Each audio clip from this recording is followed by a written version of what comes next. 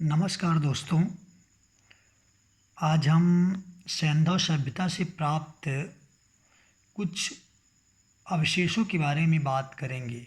जो उसके कुछ प्रमुख स्थल से वहाँ से जो अवशेष प्राप्त हुए हैं उनके बारे में बात करेंगे, जो परीक्षाओं में अक्सर पूछे जाते हैं। और आप पूरा वीडियो देखिए, तब ये जो प्रमुख स्थल हैं जो अक्सर परीक्षाओं में पूछे जाते हैं कि कौन सा स्थल कहाँ पे, या फिर कौन सा पदार्थ या कौन सा अवशेष किस जगह पे पाया गया है, ये पूछा जाता है। और आप ध्यान से अगर पूरा वीडियो देखेंगे तो आपको यह अच्छे से समझ में आएगा और आप क्वेश्चन को सही ढंग से कर पाएंगे। तो चलिए हम शुरू करते हैं हड़प्पा से, जो कि पहला स्थल था सिंधु सभ्यता में जिसकी खोज हुई थी। हड़प्पा में हम देखते हैं कि वृत्ताकार ईंटों के, वृत्त के आकार की ईंटों के चबूतरे प्राप्त हुए हैं।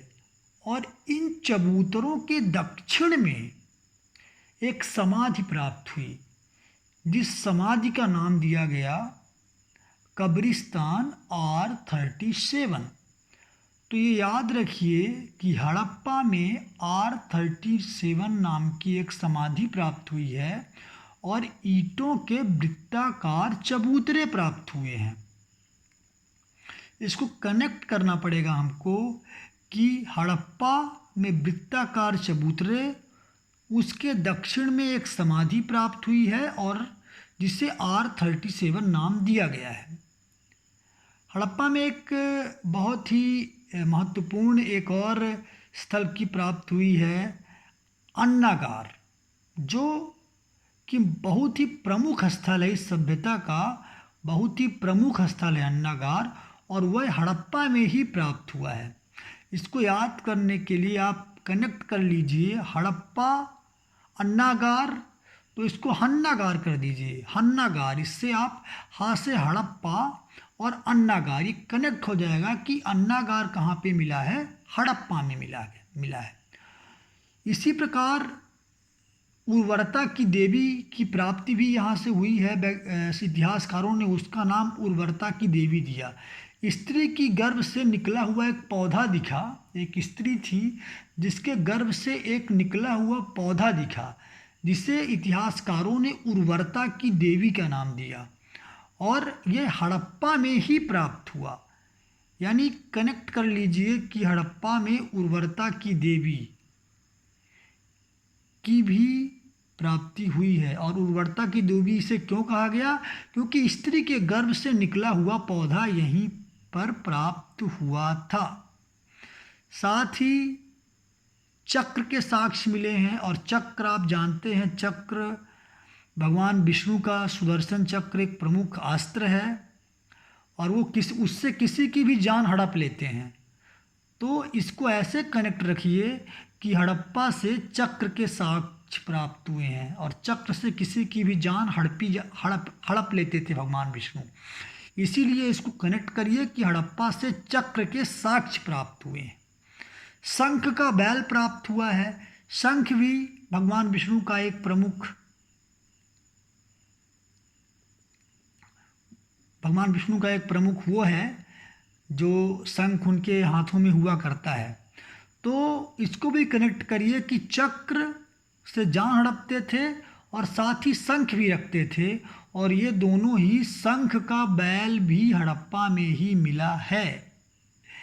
ये और स्वास्तिक भी एक शुभ चीज़ों का प्रतीक है, और हड़प्पा में स्वास्तिक भी मिला है। स्वास्तिक चक्र के साथ साथ स्वास्तिक के भी साक्ष्य हड़प्पा से प्राप्त हुए हैं। अब ये जो मुख्य स्थल थे हड़प्पा के, हमने उनके बारे में बात की। इसके अलावा भी कुछ और स्थल प्राप्त हुए हैं, पर प्रमुखतः यही स्थल हैं जो हड़प्पा में मिले और जो अक्सर परीक्षाओं में पूछे जाते हैं। तो ये हमारे दिमाग में बिल्कुल बैठ जाने चाहिए कि कब्रिस्तान R37, उर्वरता की देवी, विशाल अन्नागार, स्वास्तिक एवं चक्र के साक्ष्य, शंख का बैल और ईंटों के वृत्ताकार चबूतरे ये सब हड़प्पा से प्राप्त हुए हैं। मोहनजोदड़ो पे आते हैं हम, तो मोहनजोदड़ो पे एक बृहद स्नानागार प्राप्त हुआ है जो कि अद्भुत रचना थी। वैज्ञानिकों ने उसको देखा और उसको बताया कि बहुत ही अद्भुत तरीक़ों से बना हुआ था।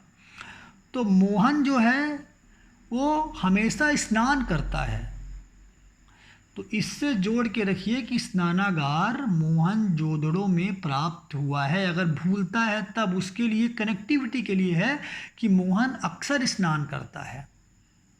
मातृदेवी की मूर्ति प्राप्त हुई है, मोहन और माता, इसमें भी कनेक्टिविटी है, मोहन की माता की मूर्ति।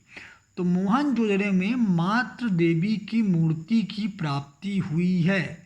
साथ ही कांसे की नर्तकी, नाच करती हुई एक कांसे की नर्तकी दिख रही है जो डांसिंग मोड में है, और वह वैक्स पद्धति, मोम पद्धति से बनी हुई है। ये भी एक प्रमुख साक्ष्य है कि जो कांसे की नर्तकी है वो मोम पद्धति से बनी हुई है। और इस एक और चीज़ है कि मोहनजोदड़ो में मुद्रा मिली है जिस पर पशुपतिनाथ जी की मूर्ति अंकित है। मुद्रा पर पशुपतिनाथ जी की मूर्ति अंकित है, और मुद्रा मोहनजोदड़ो पशुपतिनाथ जोड़ दीजिए, मुद्रा पर पशुपतिनाथ मोहनजोदड़ो पे मिला है। मिट्टी के अवशेष भी मिले हैं, वो भी कुंभकारों के भट्टों के अवशेष, मतलब मिट्टी के द्वारा उन भट्टों से वो कुंभकार निर्माण किया करते थे, तो कुंभकारों के भट्टों के अवशेष मिले हैं। संभवतः ये 6 के आसपास भट्टों के अवशेष प्राप्त हुए हैं मोहनजोदड़ो से। तो कुंभकारों के भट्टों के अवशेष भी मोहनजोदड़ो से प्राप्त हुए हैं। तराजू मिले हैं, मिट्टी के बने हुए तराजू प्राप्त हुए हैं। मोहनजोदड़ो, माँ मिट्टी, मातृ देवी की मूर्ति, मोहन का स्नान, कांसे की नर्तकी, मुद्रा पर अंकित पशुपतिनाथ, ये सब कनेक्ट करना है हमको। और इस पूरी सभ्यता की जो सबसे बड़ी ईंट थी, जैसे बृहद स्नानागार, वैसे ही सबसे बड़ी ईंट का साक्ष्य भी हमको मोहनजोदड़ो से ही प्राप्त हुआ है। यह बिल्कुल हमारे दिमाग में बैठ जाना चाहिए। इसके अलावा एक और प्रमुख स्थल है चहुंदड़ो। चहुंदड़ो के बारे में हम बात करते हैं तो यहाँ भी ईंटें मिली हैं, लेकिन वो वक्राकार ईंटें हैं, वक्र के आकार की वक्राकार ईंटें। जैसे आप देखते हैं कोई वक्र जो राउंडेड शेप में होता है, तो यहाँ जो ईंटें मिली हैं वो वक्राकार शेप में मिली है। चहुंदड़ो 4 और चक्र वक्र, इसको जोड़िए कि चहुंदड़ो में वक्राकार ईंटें मिली हैं। और लिपस्टिक भी यहाँ मिली है, और लिपस्टिक लगाने के बाद आप देखते हैं कि एक चमक आ जाती है, और चा से उसको जोड़िए, चहुंदड़ो में लिपस्टिक मिली है। लिपस्टिक से चमक और चमक से चहुंदड़ो में लिपस्टिक के साक्ष्य मिले हैं। चहुंदड़ो यानी 4, यहाँ भी कनेक्ट करिए, 4 पहियों वाली गाड़ी मिली है, चा और 4, चहुंदड़ो में 4 पहिए वाली गाड़ी भी मिली है। और अलंकृत, बिल्कुल सजी हुई हाथी, अलंकृत हाथी मिली है। जैसे आप नहीं बोलते कि चारों ओर से चहु चाँद लगा हुआ है, तो अलंकृत हाथी भी चहुंदड़ो से मिला है, बिल्कुल अलंकृत है। और कुछ मनके भी मिले हैं वहाँ से चहुंदड़ो से, जो कि इसके प्रमुख वस्तुएं हैं जो चहुंदड़ो से मिली हैं, और प्रमुख साक्ष्य हैं जो वहाँ से प्राप्त हुए, जिसके बारे में अक्सर पूछा जाता है। लोथल में आते हैं जो कि एक बहुत ही प्रमुख स्थल है इस सभ्यता का, और लोथल पे बंदरगाह मिला है, जो अक्सर परीक्षाओं में पूछा जाता है कि बंदरगाह के साक्ष्य कहाँ मिले हैं। इसका सीधा सा आंसर है लोथल। बंदरगाह थल से लगा हुआ है, लोथल थल और जल के बीच में होता है, तो इसको जोड़िए, लोथल बंदरगाह। अब धान, चावल, बाजरा का प्रमाण भी मिला है लोथल से, और इनका धान और जो बाजरा है इसका हम उत्पादन कहाँ करते हैं, थल में करते हैं, तो लोथल में धान और बाजरे का प्रमाण मिला है लोथल में।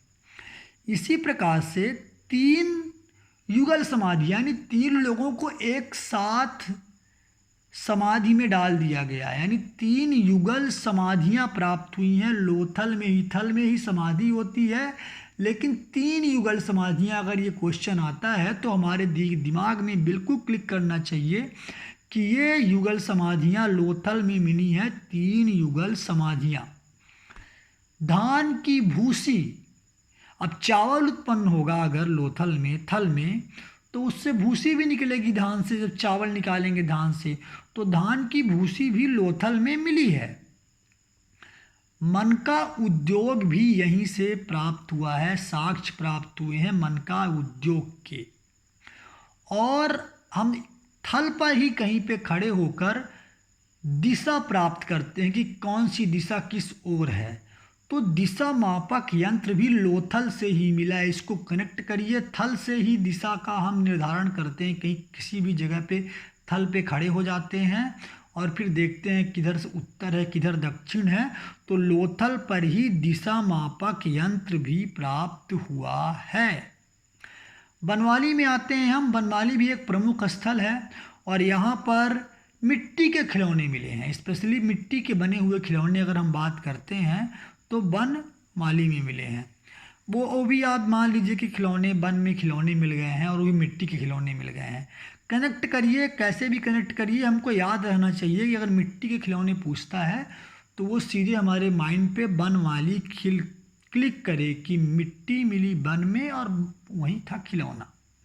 जौ, जौ जो है, जौ भी बनवाली में मिला है, जौ के साक्ष्य मिले हैं और बन में मिली जौ। इसको जोड़िए कि बनवाली में जौ के साक्ष्य, बनवाली जौ।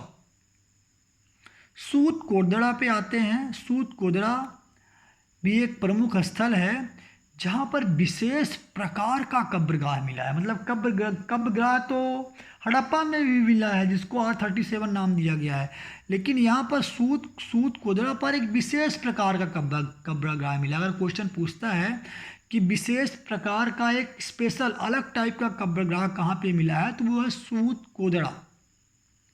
और घोड़े के साक्ष्य, घोड़े की अस्थियों के साक्ष्य भी सूत कोदड़ा से ही मिला है ना।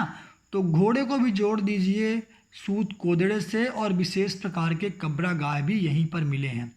कालीबंगन पे आते हैं। कालीबंगन भी एक बहुत ही प्रमुख स्थल है। यहाँ जुते हुए खेत के साक्ष्य मिले हैं।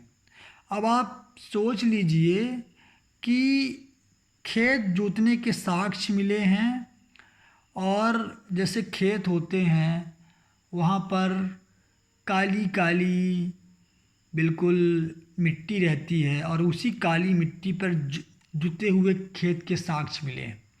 तो आप ये मान लीजिए कि काली मिट्टी यानी कालीबंगन, और उसी काली मिट्टी को जोत दिया गया, तो कालीबंगन में जुते हुए खेत के साक्ष्य मिले हैं।